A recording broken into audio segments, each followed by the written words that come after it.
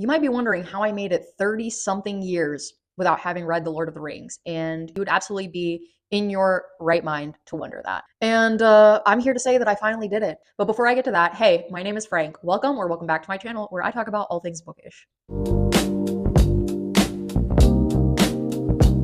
It took me about a month to get through them, and then I watched all three films, the extended versions, of course. And I had a pretty bumpy road. Not gonna lie to you. I started off having a very hard time with the books. Eventually, I got there. Eventually, I loved them. But if you are a Tolkien fan, I'm gonna let you know right now that you might have a hard time watching the first half an hour of this video because I was struggling quite a bit with the pacing of these novels. And I guess something I just learned about myself as a reader is that I'm not a huge fan of slow paced novels. I am very much a medium paced kind of guy. So, you live and you learn. Overall, I enjoyed the books. I enjoyed watching the films. And I hope you stay long enough to find out what actual thoughts I had about this trilogy. So, without further ado, here's the rest of the video. So I'm checking in halfway through the Fellowship of the Ring. I kind of just wanted to give my thoughts really quick. I'm not going to dwell too long, even though my notes are insane. I have so many notes for this first half, but I'm not going to get into all of it. Basically, some things I want to touch on. One, I am really liking the characterization of Sam. I think he's very enjoyable to read about. He's very hyper protective of Frodo so far, and I'm really liking that. I'm feeling some very queer energy coming from that dynamic, at least on Sam's behalf, on Sam's side of things. So I'm loving that, obviously. The other thing is there is a quote that happens pretty early on. This is when the gaffer is talking to a few of the other hobbits, and he's explaining kind of like the lore, the story behind how Frodo's parents had passed away. He says, "If that's being queer, then we could do with a bit more queerness in these parts." Amen. Hell yes, absolutely. That's literally, that thought crosses my mind daily. Absolutely. We could use more queerness everywhere, in my opinion. Anyway, I thought that was really funny. I enjoyed that. Pippin is not he's a little bit silly. Doesn't have a lot of foresight about things so far up to this point because he almost spilled the beans while they were at the prancing pony. So Frodo had to kind of like step in and prevent Pippin from telling everybody too much. And so he starts singing the song, and then he falls and accidentally like stumbles into the ring and disappears. And of course, everybody's like freaking out, like, "Oh my God, where'd he go?" And everybody's very suspicious and everything like that. And something that I really like about Tolkien's writing, he did this a lot in The Hobbit as well, but this is just a moment that I think was really noteworthy to me in that respect. And it's that he has this tendency to answer questions that we as the reader, as the audience, are having in the book almost immediately. Like he presents some kind of plot hole or something to that effect, something where as a reader we're like, well, why didn't you just do this instead, or why are you having this character do this, or whatever the question may be. And then he has another character in the book immediately address it. So the example that I'm going to refer to right now is after Frodo falls into the ring, he ends up like creeping into the corner where Strider is sitting, and Frodo just like takes off the ring really quick, and and Strider literally says, he's like, well, why did you do that? Worse than anything your friend could have said. You have put your foot in it, or should I say your finger. And the note that I have is that I love that Tolkien often addresses the thoughts and feelings of the reader before we have time to stew and question the actions of these characters for too long. And that's really what it is because, of course, as the reader, we're thinking like, oh my God, Frodo, why the hell would you fucking put the ring on in front of everybody like that? And it then quickly gets explained that it was kind of like a mistake. It's almost like the ring had a mind of its own and made it happen. He like literally stumbled into it as he was falling. It slipped on his finger. Very much in the same way that it happens in The Hobbit with Bilbo, where he is running away from Gollum because Gollum figures out that he has the ring and he's chasing him. And so I'm glad that that kind of got explained because as a reader, we very much are like, well, why would you go ahead and do something like that? The other thing I wanted to note is that I'm glad that Tolkien finally put some female characters in here. So far, we have come across Lobelia Sackville-Baggins, and we have come across Goldberry, who is Tom Bombadil's wife, partner, girlfriend, whatever it is, they're together, right? And so that is something that I noted in The Hobbit. I was like, there's literally no female characters at all. They're mentioned on page. The only one that's mentioned is actually Bilbo's mother, Belladonna Took, in The Hobbit. She's just mentioned, and she just explained that she was his mother. And then, of course, Fili and Killy's mother is referred to. She doesn't even have a name in the book. She's just like Fili and Killy's mom. Like that's anyway. So I'm very happy to see that here in the Fellowship of the Ring, we do have a few female characters going on already. And so, happy to see that. Another one of my notes is that humor that I was really loving in The Hobbit. He has carried that through. I'm seeing that a lot in Sam's character because like almost immediately after they set out on the road, soon after this moment, they come come across Bill Fernie, and he says, and you, Fernie, put your ugly face out of sight or it will get hurt. And then he just lobs a fucking apple right in his face. Because Bill Fernie was like teasing and mocking Strider. So Sam was like, he did his thing. Sam is such a protector. He has that protector energy. He is a true ride or die, and I'm already getting that. I kind of remember that a little bit in the movies, but it is very prominent in his characterization in the book, and I fucking love that. I love that about Sam. He is truly a ride or die for his friends. He's showing up for Strider, even though they're really not on the best of terms as it stands. He's been very skeptical. He's been very, he has that energy of like Frodo is more trusting of Strider and he's more willing to take him at face value. Whereas Sam is like, well, how do we know you are who you say you are, right? Like Frodo was ready to just accept it before Strider told them his actual name of Aragorn, but Sam was the one who was like, well, you got to prove that you are who you say you are, right? So I'm really loving Sam's character so far. He's truly my favorite.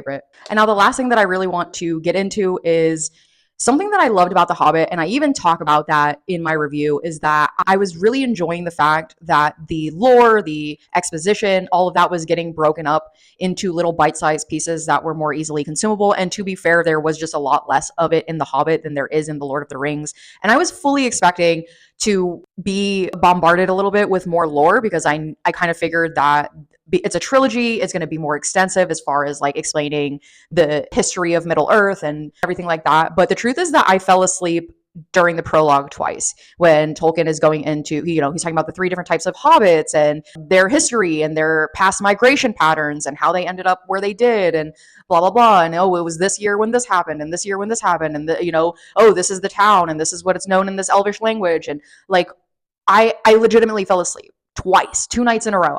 I was like, oh, fuck, like this is too much for me.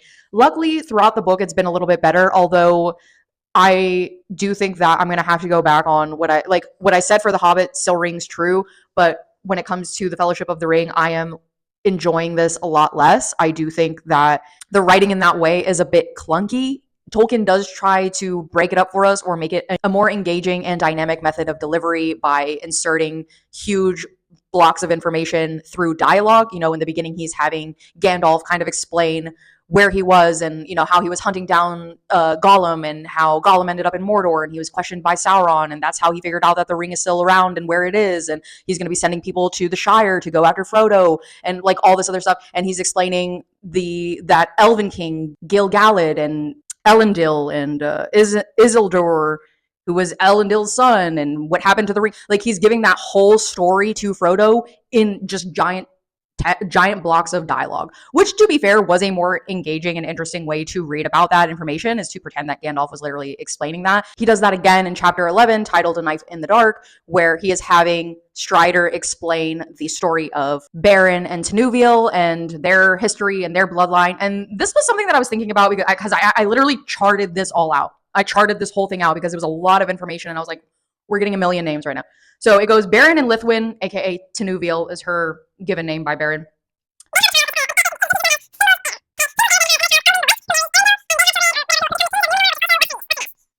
But then we also learned that this is, I believe it's Elwing the White, or was it Arendil? They are Elrond of Rivendell's ancestors, but then the kings of Numenor and Westernese, I could have sworn, and maybe I just totally made this all up. I just like concocted this in my head. It could be coming out of thin air, but isn't Aragorn's ancestors the kings of Numenor or Westernese? So would that make Aragorn and Elrond cousins? Or am I pulling that straight out my butthole? That's very possible. It's entirely possible. So don't tell me. I'll get to it. If it's in the books, I'll read it, right? But that was kind of like the thought process I was having. Anyway, what I'm trying to get at is that the lore is so much more extensive. I had to switch to an ebook because my physical copies, the text is like microscopic. So I'm reading the ebook and I'm also doing the audiobook with Rob Inglis, really enjoying this immersive reading experience. But the thing is like I'm reading my ebook, I'm listening to the audiobook, and then I have my physical book in my hand because I have the map open because he's talking about, oh, we're going to go north this way and then south this way and then we have to go east and the dwarves are coming from the west and then this and that. And I'm like, okay, hold on, time out. Like I literally have to read this while I am following it all on the map because I'm like, I am literally lost. Trail to prove it. Check this out. Take a look at this. Jesus Christ, That right there is the mail. Now let's talk about the mail. Can we talk about the mail, please, Mac? I'm dying to talk about the mail with you all day, okay? So it's I hate to say it. It's just very info dumpy, man. I now understand why people spend years like dissecting all of this lore and kind of laying it all out and trying to really study it, because it kind of reads like a history book in some places. And I think there is truly an audience for that, and that's great. For what it is, I'm enjoying it. I am enjoying the story. Like, there are moments when I'm so just committed and interested in everything that is happening, and then there are other moments that I'm like slogging through it, especially because, like I said, I'm holding the map in my hand, I'm reading the ebook, I'm listening to the audiobook, I'm like trying to like literally settle into all of it, right? But there are moments that it drags. Like, I feel like I'm literally studying for an exam, you know what I mean? And that can be a very enjoyable reading experience. And I'm not going to go as far as to say that I'm not enjoying reading the book, but I will just say that it's overwhelming. I'll just put it like that's really just what it is. I'm saying a lot of words to get to the point that reading all of this is very overwhelming to me as a reader, especially because even on the map itself, there's not just a name for a thing, it has multiple names because it's multiple languages over the course of time. And it's like, okay, I was having a hard enough time when it was just called this one thing, but now we're giving it 3 different names. That's cool.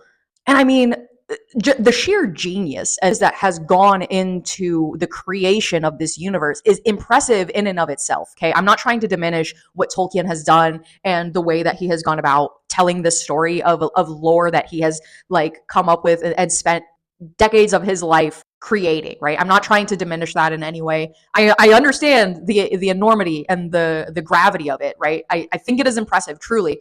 But as a reader who is brand new to all of this, it's a lot. It's kind of like I feel like this is kind of how people feel when they're reading Wuthering Heights for the first time. You have Catherine Earnshaw, who sometimes goes by Kathy, and then she gets married and she's Catherine Linton Earnshaw, or Catherine Earnshaw Linton, and then she has a daughter who's Kathy Linton. And you know what I mean? Like, it's kind of like that, where when you're reading Wuthering Heights for the first time, they all have the same name. So you need to chart that out to like figure out who was who and what's going on and everything like that. And reading The Fellowship of the Ring very much is giving me that vibe right now. It's just one of those things where I know that when I get through it, like, the journey is going to be worth it. It already feels worth it. Like, I'm enjoying what's happening. It's just a matter of the delivery system is very overwhelming. It needs to be broken down. And this is not one of those reads that you can just get it done in a couple days and be done with it. This is one of those things where, like, if you're really paying attention and you're really reading it to read it, then it's going to take you some time.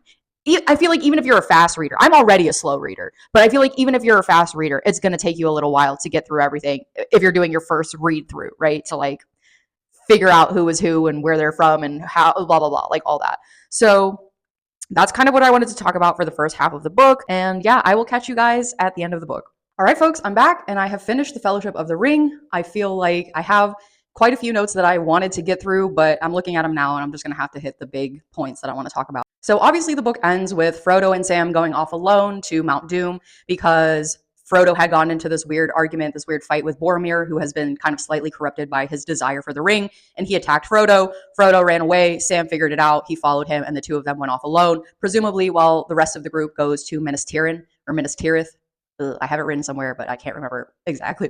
The first thing I want to talk about is that I feel like the back half of the book, the second half, had a lot more interesting things going on. There was a bit more action. Frodo and them get to Rivendell, and then, you know, it's the whole journey from that point on. And something that I've noted is that I'm really enjoying the fact that Tolkien kind of made a point to ensure that each character has their own distinct voice. I think a really good example of that is the fact that Sam Gamgee's character, even if you miss the dialogue tags or something, you know that he's the one speaking because often in his speech pattern, he'll say, if you get my meaning, if you catch my meaning. So that is kind of distinct to Sam's character, and Tolkien does that kind of thing with a few of the different characters. I think the other thing is, part of the reason I feel that way is because I'm doing the immersive reading experience for a lot of this. So Rob Inglis, while he's narrating the book, he is giving each character their own distinct voice, and I think that really helps differentiate it. But even if you're only reading a physical book or an ebook, I think Tolkien does a pretty good job at ensuring that each character has their own voice. So I'm really enjoying that. The other thing I thought was really funny is that Gandalf seems to have this one-sided beef with Pippin for some reason. He's not very nice to him a lot of the time. He's very short-tempered, and Pippin seems to bear the brunt of Gandalf's frustrations. So I think a really good example of that is when they are in the Mines of Moria, and they're kind of taking a moment of rest, and Pippin throws a rock down this like gigantic hole that's in the middle of the ground, and Gandalf says, "Full of a took, this is a serious journey, not a hobbit walking party. Throw yourself in next time and you will be no further nuisance. Now be quiet." He's always throwing shade at Pippin, and I think it's really funny, but also I kind of feel bad for Pippin a little bit. He does kind of, I feel like, yes, he's a bit silly and I don't think Pippin quite understands the intensity and the danger that they're in. He's just kind of doing kind of dumb stuff sometimes. And I think Gandalf is just very frustrated with him. So I thought that was funny. So yeah, I do think that the back half of the book was much more enjoyable. I think part of it is also the fact that I have geared my reading experience more toward enjoying it and less on the analyzing side of things. I've made a point to just allow myself to move through it more easily and not get hung up on all the names, all of the places, and everything like that. So that has made the reading experience much more enjoyable for sure. Now, I do have a couple of critiques, or it's basically just one main critique, and it's that Tolkien has, at least for the Fellowship of the Ring, I don't know about the other two books, okay? But he has spent a majority of the time talking more about the history and the lore of this universe than anything else. And I have mentioned in a few of my videos that I, as a reader, do not enjoy very heavy world building and exposition. And I think that is the primary goal of this series, is to build and expand upon the lore of the Middle-earth universe.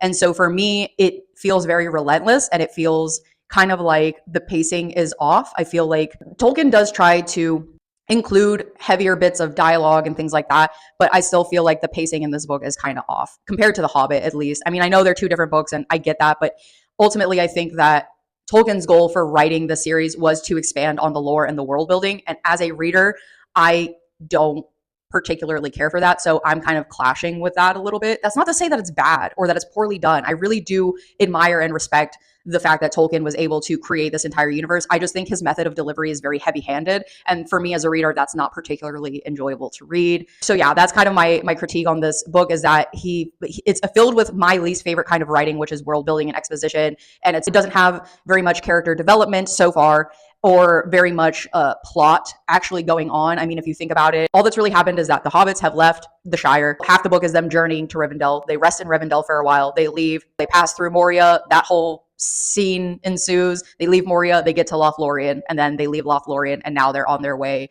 The group splits up, right? Like plot-wise, that's all that's really happened. So it's not very heavy in that department, which is, again, it's fine. There are two other books that I'm going to get through, so we'll see if it really kind of picks up speed in that sense. But yeah, for me personally, I am not a super freak about world building and exposition and everything like that. I feel like it was more gracefully done in The Hobbit, whereas it's really just like, I feel like Tolkien's ultimate goal for this was less about the journey per se and more about just building this universe, which I get why people like that, and that's awesome. For me, my personal taste as a reader, that's not something I'm into. And I feel like I can explain that. The example I really want to use is that we spend so much time talking about the history and the lore of this world. We'll get like 3 pages of a song about elves that we will never meet in this book. Okay. But we spent, like, I think it was a single page, maybe 2 pages of them fighting the orcs and the Balrog in the mines of Moria. So I actually, like, the moment where Gandalf falls off the bridge, I had to reread that because it was so anticlimactic that I was like, wait, hold on, that's it? That's what, like, it's literally, I think, I don't have the exact quote written, but it's something along the lines of like, the Balrog used his whip, it wrapped around his knees and he fell. And then he said, and then Gandalf's last words were like, go on, keep going, or something like that. I'm paraphrasing, but that's pretty much how that sequence of events happened, is that the fighting, the action, all of this is so very anticlimactic compared to just the gravity of the world building that is put forth in this book.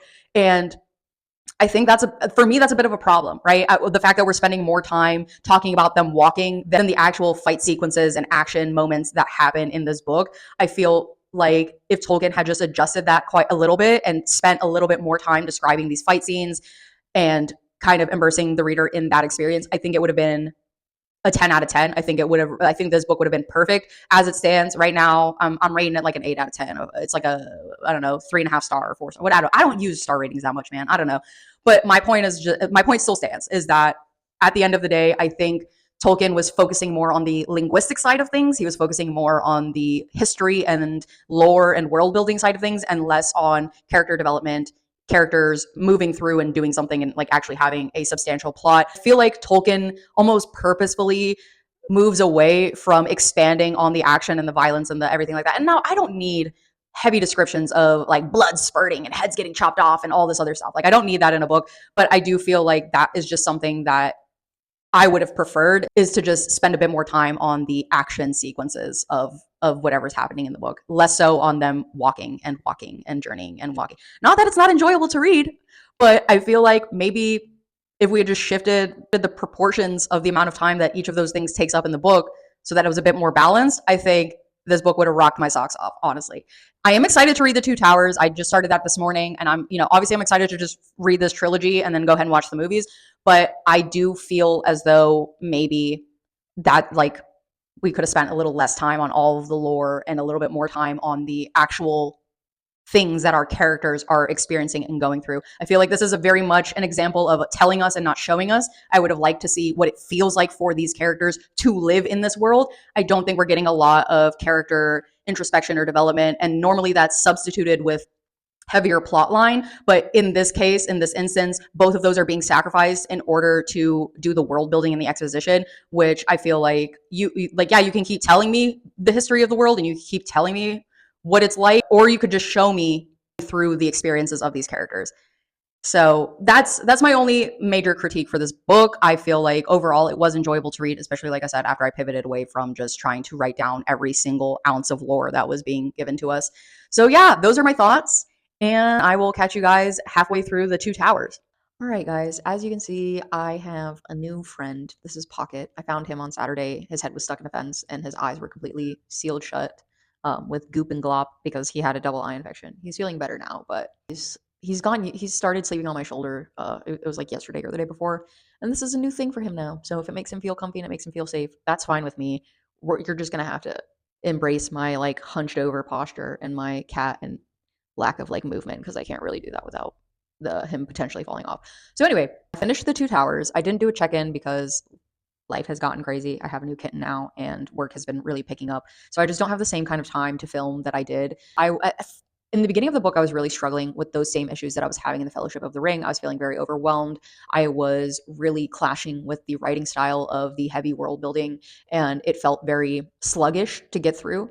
And I was becoming very frustrated with reading this trilogy. And so I kind of ranted a little bit about it on TikTok. I was kind of going off, and there was someone who was kind enough to leave a comment and kind of educate me a little bit on the purpose of the Lord of the Rings trilogy. And so shout out to you, Hannah. Thank you so much, because it really did change the trajectory and my enjoyment levels of this reading experience. Basically, I'm going to paraphrase what Hannah said, but basically what she was trying to get at is that when Tolkien set out to write this, his ultimate goal was to expand on the lore and the physical world of Middle Earth. And that's why we have a lot of poems and songs and a lot of scene description and everything like that. And the way that they described it is that Frodo and Sam and Aragorn and all of them, everything that they're going through was more of a byproduct of Tolkien's ultimate goal, which was to, like I said, expand on the Middle Earth universe and its lore.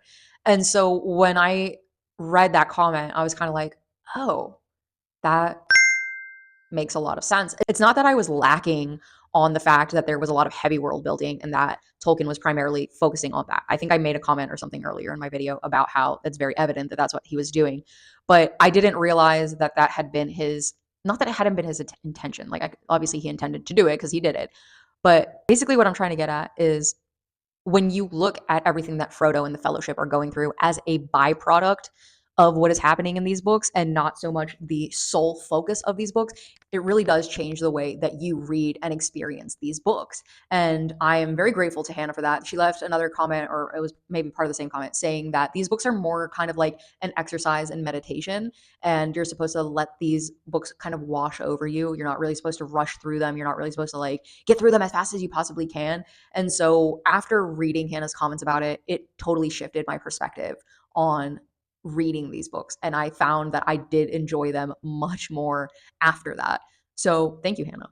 Something that I did, that I was feeling even before I had pivoted away from the way that I was reading prior to Hannah's comment, was that I feel that even though Tolkien is talking a lot about them walking and walking and walking and journeying through this kind of forest or mountain passes or the sky or the types of grass and flowers and all this other stuff, something that I think he really excels at is, even when I was reading through and I thought it was like boring or whatever, is the fact that it never felt repetitive. It never felt repetitive. That was never something that I would have said about Tolkien's writing. Is even though a huge bulk of these books is the physical setting of the world, it at no point do I feel like it ever got repetitive where he was using the same language or the same descriptors. It's different every time. And that's really impressive when you think about it, just based off of the sheer amount of detail and description that goes into setting up the physical structure and world. Is the fact that he didn't repeat himself ever. You never get through the book and you're like, oh my God, he's talking about this again. Oh my God, he's talking about this again. Like you never get that. He really did expand on it in a way that I have not read before. I have never seen an author set up a universe like this with such intense description while simultaneously not being repetitive at all. And so kudos, like I said, even before I had shifted my perspective on reading these books, I still felt that way. I was like, I might be a little bit bored reading this, but I'll give the man, props where props are due because that's fucking crazy. So yeah, I'm just glad that I'm finally on the train of like people who are enjoying these books because I was really nervous for a while that I was going to be in that very small minority of people that do not like these books. And I think me being able to pivot away from the way that I thought I was supposed to be reading these books to the way that Tolkien was hoping that we would read these books, I think that has really helped me a lot. And if you are thinking about beginning your journey and reading the Lord of the Rings trilogy, and for some reason you're this far into the video, I hope that advice is helpful for you, is to just let it wash over you. Don't try to rush your way through it. The world building, the setting, the lore is the intention and the point and the primary focus of these books. And everything that the fellowship goes through is more so a byproduct of that. And I think that really showed when there was kind of almost like a fourth wall break at some point. It's toward the end of the book where Frodo and Sam are kind of talking. Sam is like, do you think they're ever going to write a song about us or tell our story or our journey or whatever? And Frodo's like, yeah, I think they would. I would love to tell my son one day about Samwise the Brave or something like that. And it kind of reiterated how important stories and lore and the history are not only for these characters, but this world in general, this universe of Middle Earth, and that sharing these stories is very vital and important.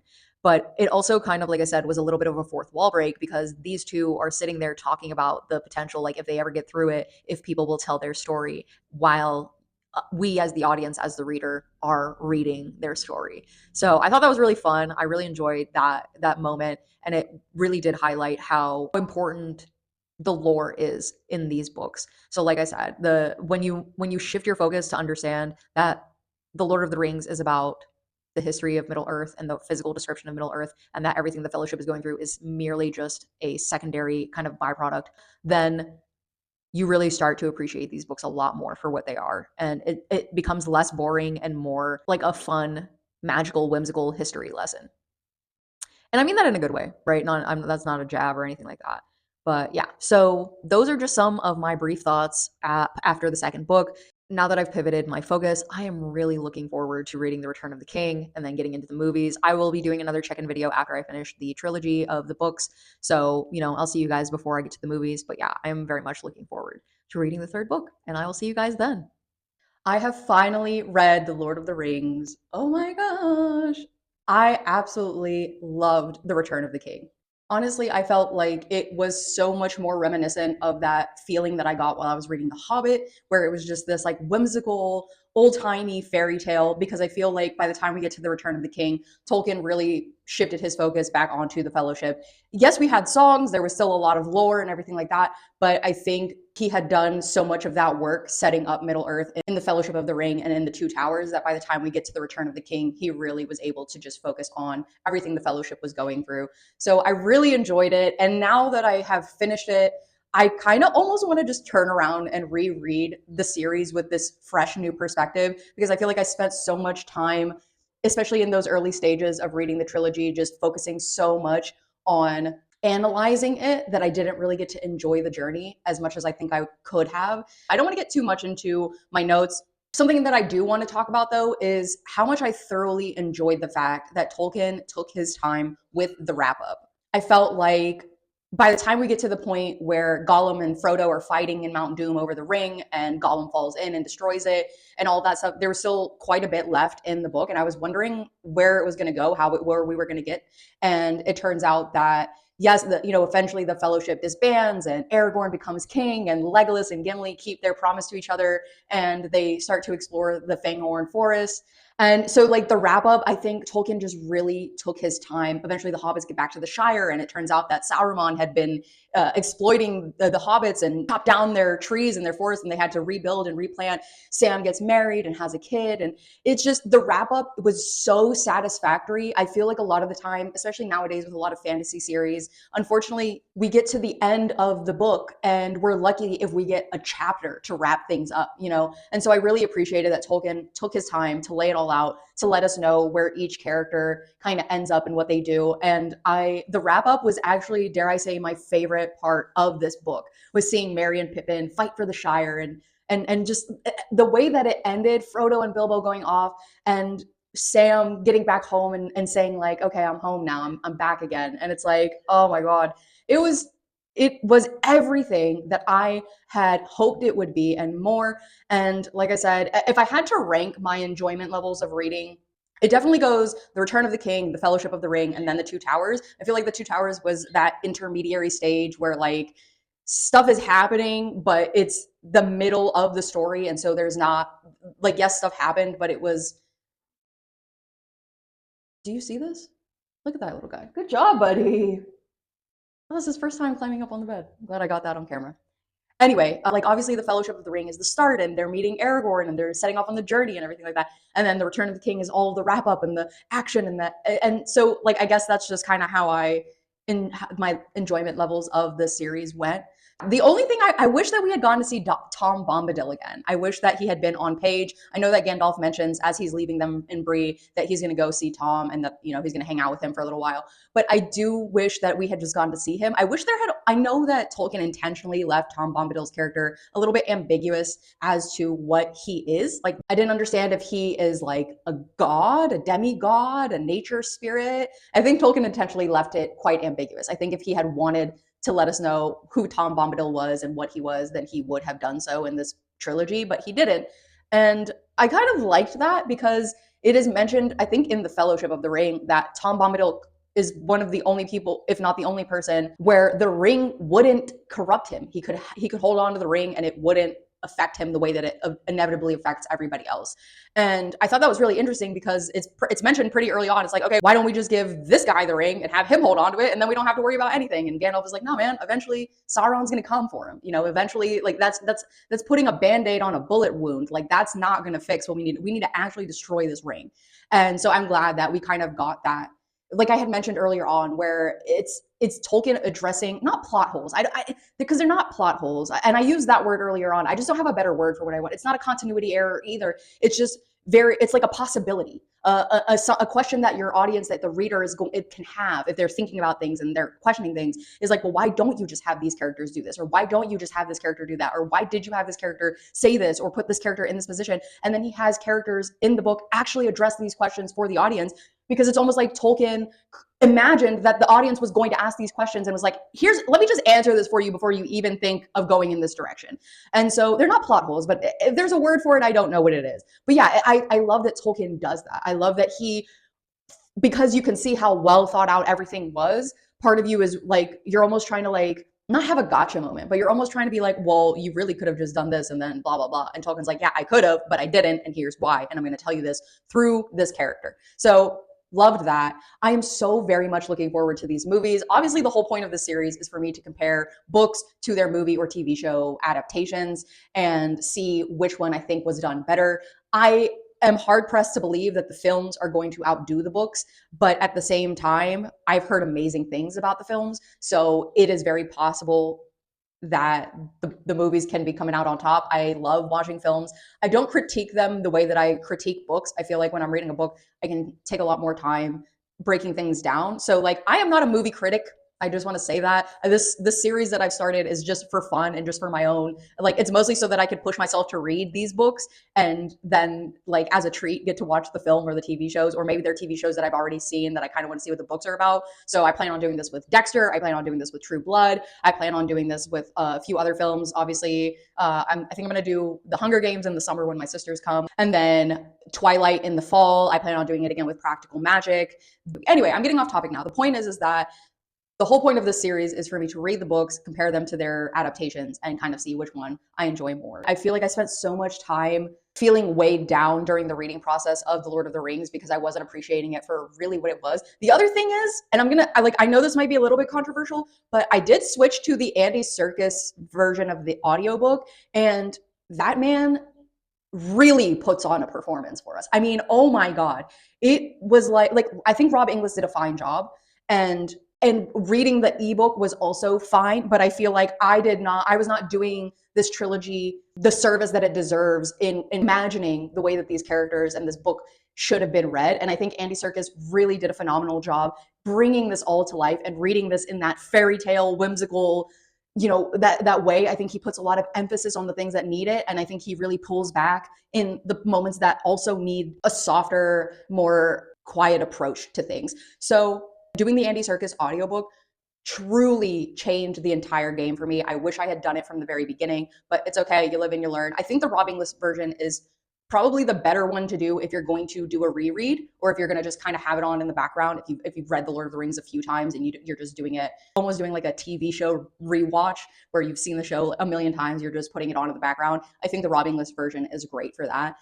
But yeah, ultimately, I think these books are phenomenal. I think if you are watching this far and you have not read the trilogy before, do yourself a favor and follow the advice that I have given up until this point of just letting it wash over you. Don't get so focused on analyzing everything.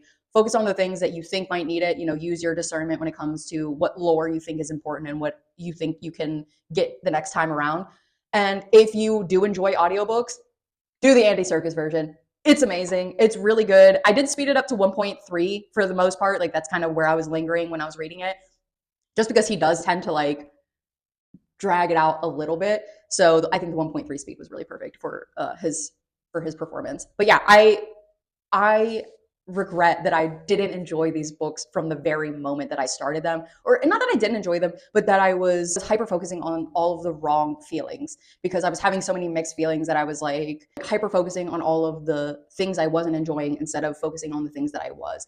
And I think that really was detrimental to the reading experience very early on. And I wish that had I been able, if I could go back, I would tell myself, don't do this to yourself. Just let it rock, man. Let it be what it is and enjoy it for the ride.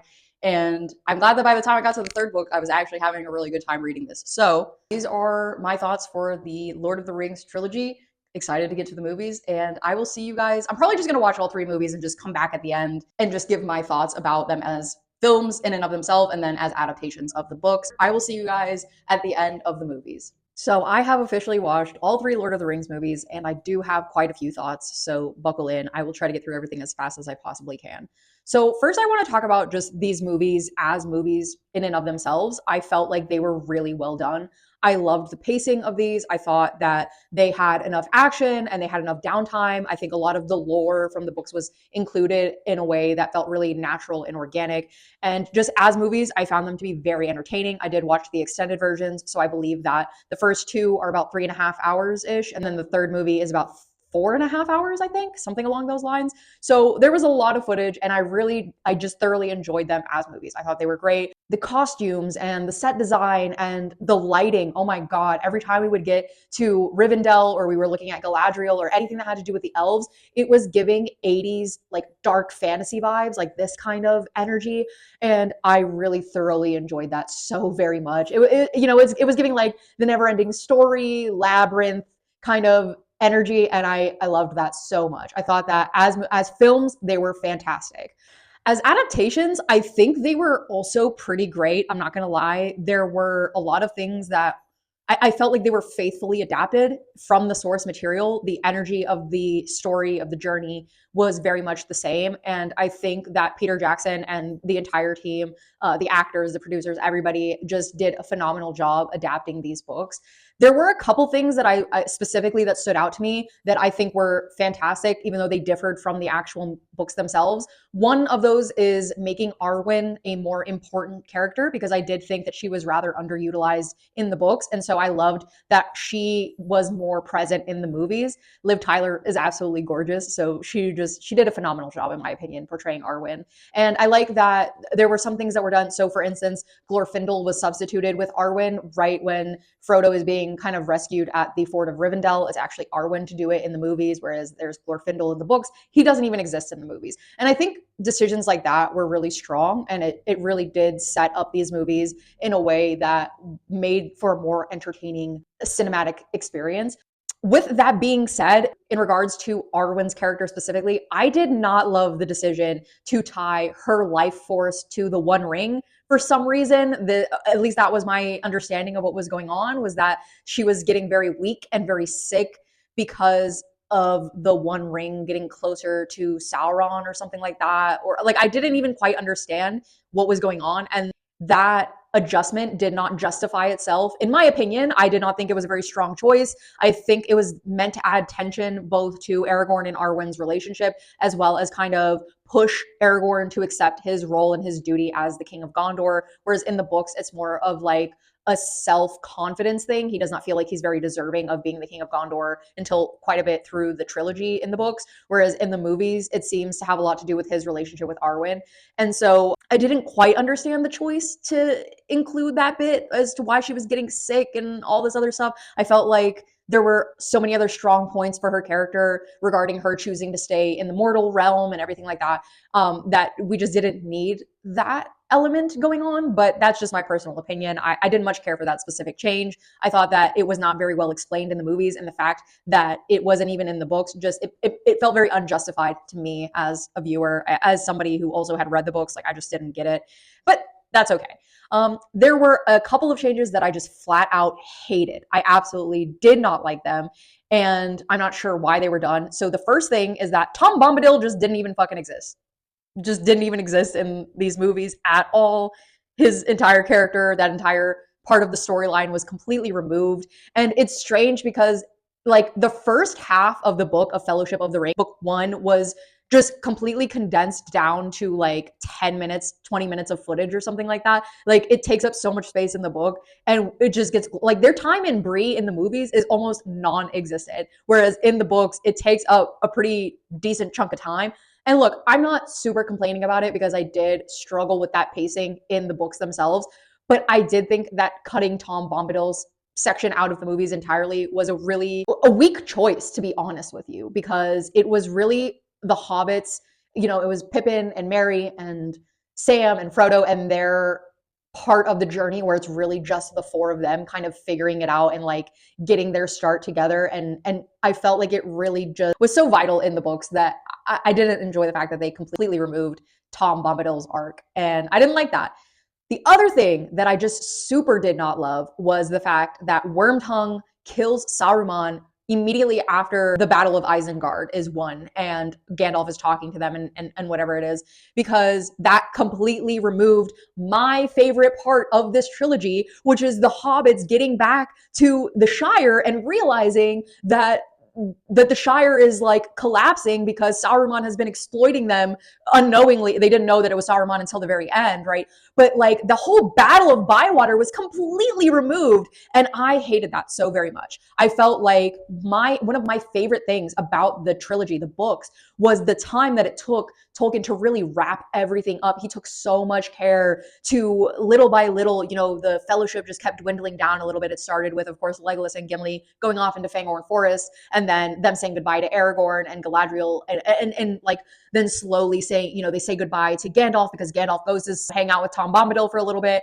There was just so much symmetry between the beginning of the book, The Fellowship of the Ring, and then the end of The Return of the King. There was that balance that was there that was just so, I guess it wasn't missing from the movie because the same amount of time and effort that was put into the beginning of The Fellowship of the Ring, where it's just the four hobbits, was definitely the type of energy that was given to the wrap up in The Return of the King. But I just didn't like that. I was not a fan of Wormtongue killing Saruman so early on in the movies, and then like us completely bypassing and cutting out the Battle of Bywater, because I think there was just so much conclusion in that, and I felt like the wrap up for the movies was very weak. It was really just like 15 minutes of Frodo finishing up the book and then getting on the ship to go to the Grey Havens or whatever it was. I don't know. I wasn't a fan. I didn't love that, and it left a little bit of a sour taste in my mouth because I was really enjoying the movies right up until we got to that part, and I kind of figured it was going to happen when I saw Grima kill Saruman on the tower. I was like, well, then how the hell are we going to get that wrap up at the end? I kind of knew it was coming, but it was still disappointing to see. I really wish they had included the Battle of Bywater in there. I thought, I don't know, I just was hoping they would, but I guess not.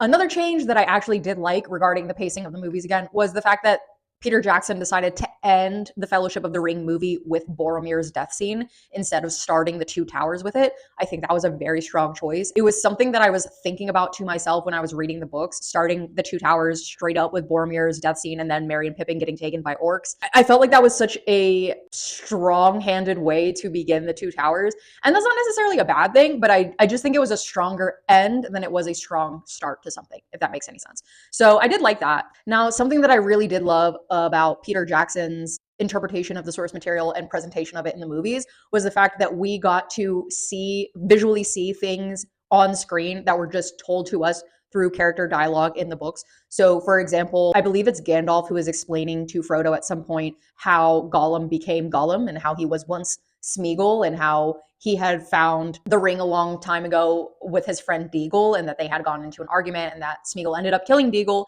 and that's how Gollum ended up with the ring and everything like that. And that is just a story that is told to us, the audience. It's not something that we ever really see on page. And so I love that, at least in the extended versions, we did get to see that actually happen. That was something that was put on screen for us as the viewer. And I thought that was a really strong addition. I really enjoyed watching it. Another example of that would be us seeing when Gandalf goes to speak to Sauron pretty early on and explain to him what he thinks is happening and that he found the One Ring and all of this other stuff. And that Sauron betrays him and locks him in Isengard. He eventually calls to his eagle friend who carries him off. And that's how Gandalf escapes. But that, again, is just told to us through Gandalf's character, through dialogue. We don't ever actually see that on the page. And so I think that Peter Jackson including that scene actually on screen was so strong. That was a great choice. And it was, I mean, the scene itself was a little bit aiding me willingly, but you have elected the way of pain. a little bit ridiculous, to be honest with you, but in the best way. It felt very camp, like it was very campy, and I loved it. I thought that it was very enjoyable to watch, but it also held that element of like a very serious moment that we as the audience are understanding as a serious betrayal, you know? Which brings me to something else that I wanted to talk about, which is that the choreography for the fight scenes in these movies was fan-fucking-tastic. It was absolutely perfect. It is everything that you hope for when you are watching these huge battle scenes, you know, the swords and the chainmail and everybody just like fucking each other up and just really going hard. I thought that the choreography for the fighting was so well done. And something else in that same vein, I mean, I think I already mentioned it, you know, the setting, the scene, like the actual props that were being used and the practical effects.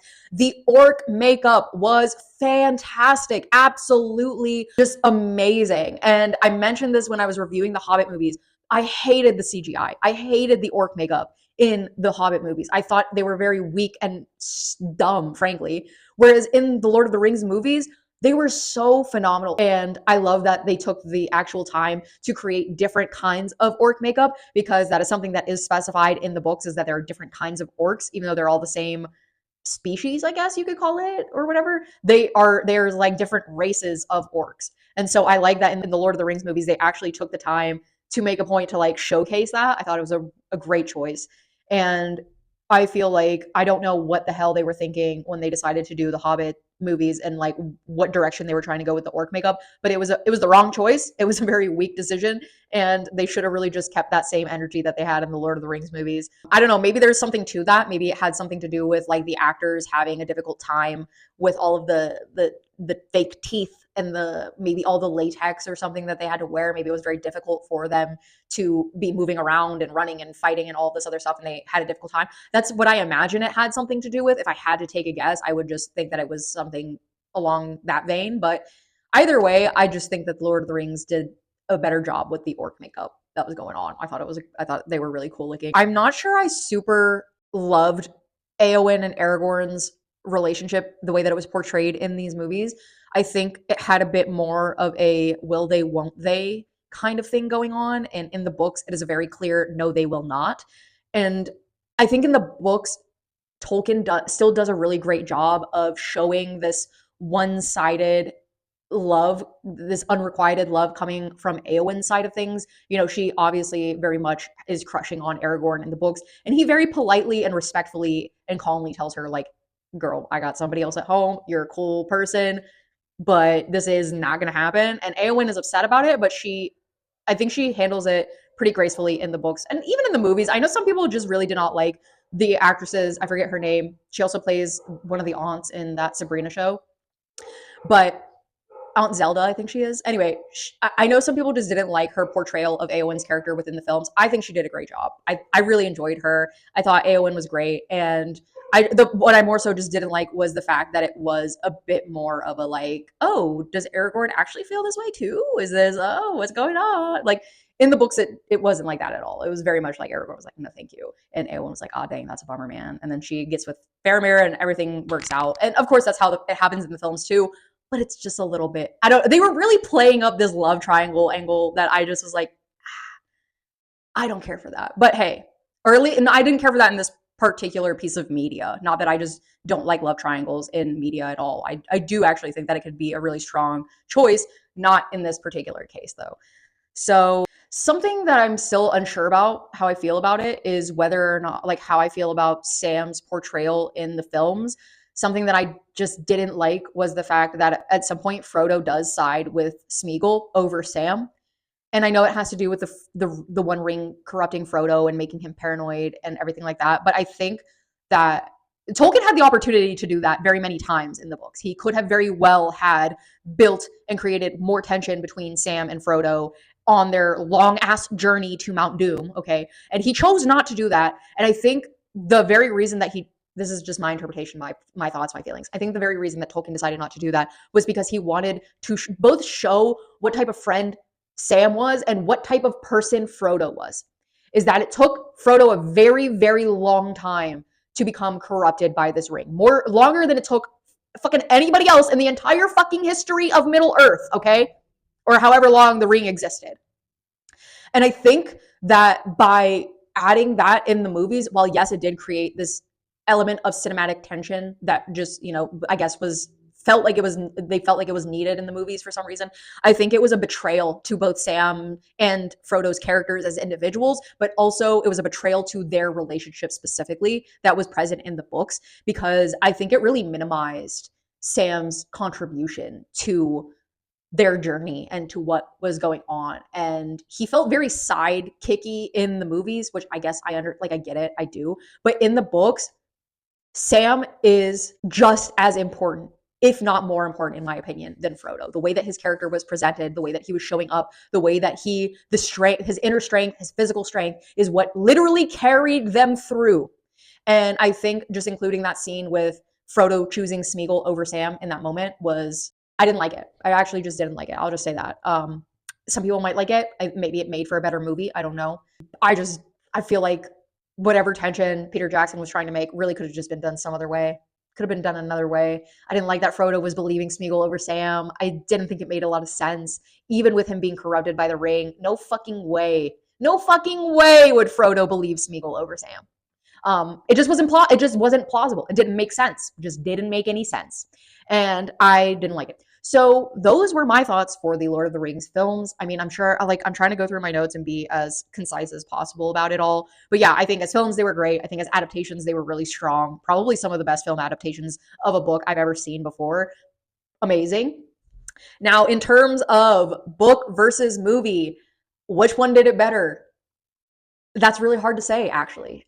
It's really hard to say because I think Peter Jackson's film adaptations really strengthened what I felt to be weak spots for the books, being the pacing issue and everything like that. But I think the level of detail that Tolkien included and his portrayal of his characters in the books was so much stronger than what they were in the films, or at least in some regards, in some aspects. I think Gimli's character was really strong in the films, that we don't really get a lot of him in the books and everything like that. But I mean, the type of person Aragorn is in the books, the type of person Faramir is in the books, the type of person Theoden is in the books, such strong, humble men who really are clear leaders and very wise. And although they have moments of weakness and everything like that, I just loved their portrayals in the books so much. Whereas in the movies, I'm like, Aragorn was fine, but Theoden and Faramir, I had issues with some of that. Not that it was bad. And again, cinematic tension and everything like that. I get it. I do. But I just think the books did it better. So I think if I'm going to have to choose, like, both were and like the films were very entertaining to watch as films and good adaptations, but the books were just the level of detail that brings that world to life. Like I don't think Peter Jackson could have accomplished the type of films that he did had Tolkien not done such a phenomenal job describing everything in damn near excruciating detail. So for this one, I'm gonna have to say the books went out, man. I mean, like I don't even feel bad saying that. I think that is true a lot of the time. It was true for The Hobbit and it's true for Lord of the Rings, but I will say the movies come really freaking close.